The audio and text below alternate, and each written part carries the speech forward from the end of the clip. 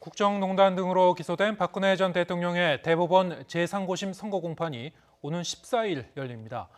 앞서 파기환송심 재판에서 징역 20년이 선고됐는데 이변이 없는 한 이번 공판에서 형량이 최종 확정될 것으로 보입니다. 임성호 기자의 보도입니다.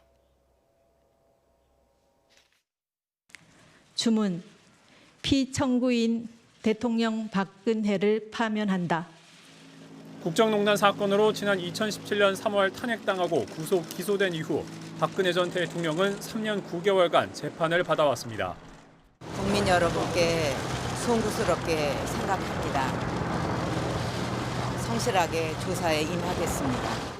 박 전 대통령이 받은 혐의는 비선 실세 최서원 씨가 관련된 직권남용과 삼성 롯데 뇌물수수 혐의, 국정원장 특수활동비를 상납받은 혐의와 총선 공천 개입 혐의 등 21가지였습니다.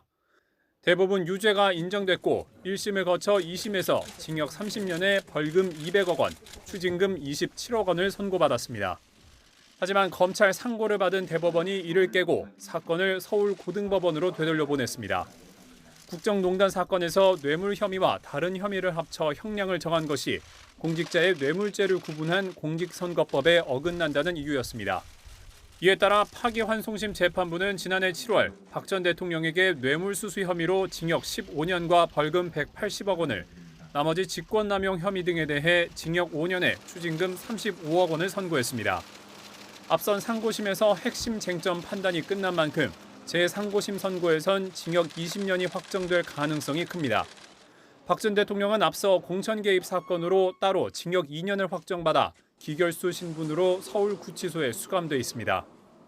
이런 상황에서 더불어민주당 이낙연 대표가 이명박 박근혜 전 대통령 특별사면을 거론한 것이 파문을 일으키고 있습니다.